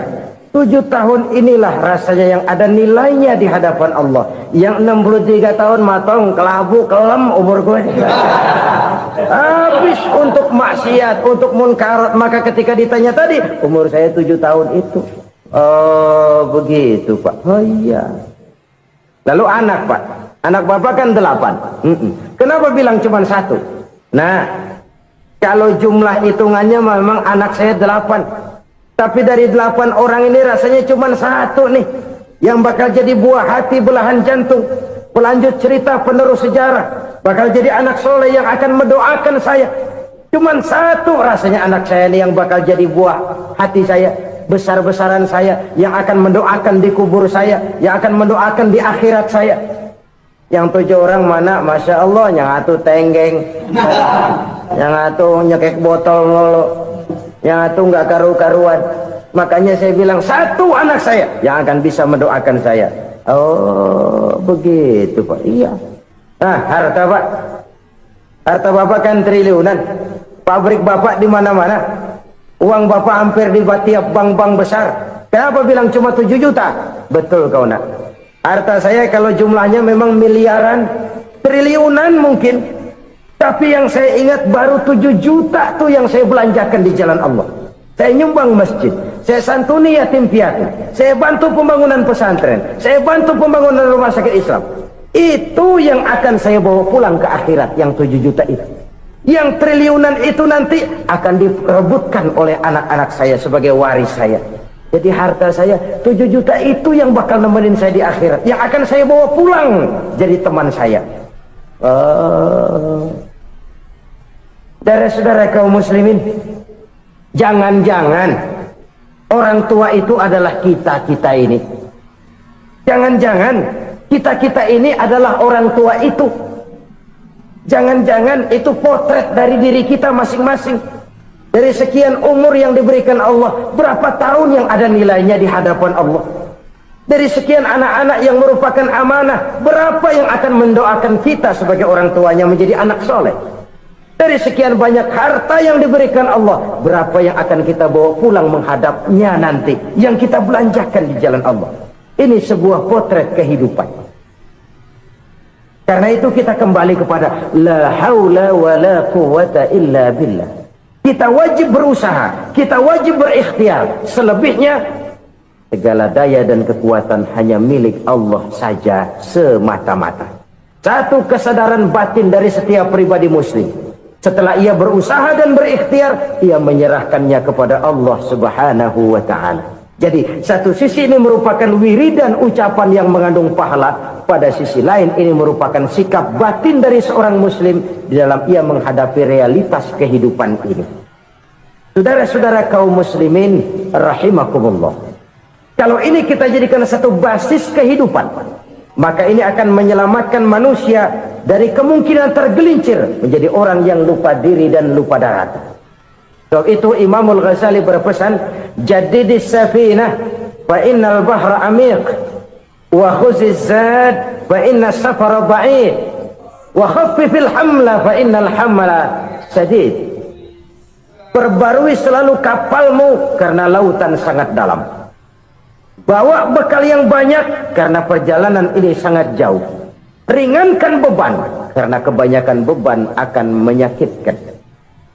Alangkah indah kalimat ini, alangkah dalam makna yang terkandung di sana. Perbarui selalu kapalmu karena lautan sangat dalam. Apa artinya ini? Jaga mentalmu baik-baik. Pelihara imanmu baik-baik, karena hidup penuh cobaan seperti lautan.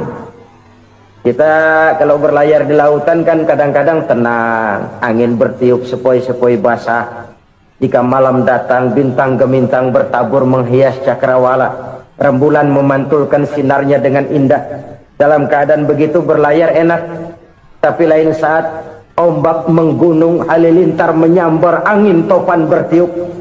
Berapa banyak sudah saudara-saudara kita yang tenggelam di lautan dunia tanpa sadar bahwa dia belum sampai kepada pantai yang akan dituju. Berapa banyak sudah saudara-saudara kita yang tenggelam di lautan dunia ini tanpa sempat bangkit lagi. Dia menyangka sudah sampai kepada tujuannya. Hati-hati kapal jangan sampai bocor karena lautan sangat dalam. Iman ini jaga baik-baik karena hidup penuh dengan ujian. Wa khuzizat fa inna safara ba'id. Bawa bekal yang banyak karena perjalanan sangat jauh. Saudara mau ke Bandung, bawa duit. Saudara mau ke Surabaya, banyakan lagi duitnya. Saudara mau ke Mekah, gepokan, iketan tuh duit nggak lembaran lagi. Makin jauh perjalanan, makin banyak bekal yang harus kita bawa. Kalau saudara dari Jakarta mau ke Surabaya, kagak bawa duit berangkat juga, itu sih bukan berani namanya, nekat. Sampai Surabaya belum tentu, sengsara di jalan udah pasti. Kenapa? Nggak bawa bekal berangkat. Sama juga kita nih, misalnya belum sempat sembahyang, mati. Waduh, berani banget orang. Belum punya bekal, mati. Sengsara di jalan. Atau bekal tidak cukup. Dari Jakarta saudara mau ke Surabaya, bawa duit 500 perak. Paling jauh Cikampek nyampenya itu. Paling jauh itu. Antara jauhnya perjalanan dengan bekal yang saudara bawa tidak seimbang. Hidup ini perjalanan panjang. A walking tour. Dimulai dari alam arwah. Sebelum jasad diciptakan, roh diciptakan lebih dulu. Dari situ pindah ke alam rahim. Dari alam rahim pindah ke alam dunia. Dari alam dunia pindah ke alam barzah. Baru menuju akhirat. Satu perjalanan panjang. Kalau bekal tidak bawa, sengsara di jalan. Bawa bekal yang banyak karena perjalanan ini sangat jauh. Wa khaffifil hamla, ringankan beban karena beban itu cuma akan menyulitkan. Kalau bekal itu sih keperluan, tapi beban nggak kita perluin, cuma ngeberat-beratin. Apa ini beban? Dosa. Kecurangan, kebatilan, kesoliman, ketidakadilan, kesewenang-wenangan. Itu akan jadi beban kita di akhirat. Alangkah celakanya, perjalanan panjang, bekal tidak bawa, beban kelewat banyak. Alamat sengsara di jalan. Pahala tidak ada, dosa berlipat ganda. Na'udzubillah, summa na'udzubillah. Kalau kita rangkum nasihat Al-Ghazali dengan kisah si konglomerat tadi, kita akan mengambil kesimpulan. Pertama, bekal terbaik dalam menghadapi gejolak kehidupan ini tidak lain adalah iman. Yang kedua, pahala dan dosa. Dua hal kontroversial. Pahala adalah bekal, dosa adalah beban. Tapi kita sekarang kan tidak begitu terangsang kepada yang abstrak. Orang berlomba mencari yang konkret-konkret saja, yang real. Kalau memang dosa, benjol dong, kira-kira begitu. Kira-kira begitu. Persis orang Yahudi dulu. Orang Yahudi itu kan pernah minta kepada Nabi Musa, ya Musa, lan nu'mina laka hatta narallaha jahrah.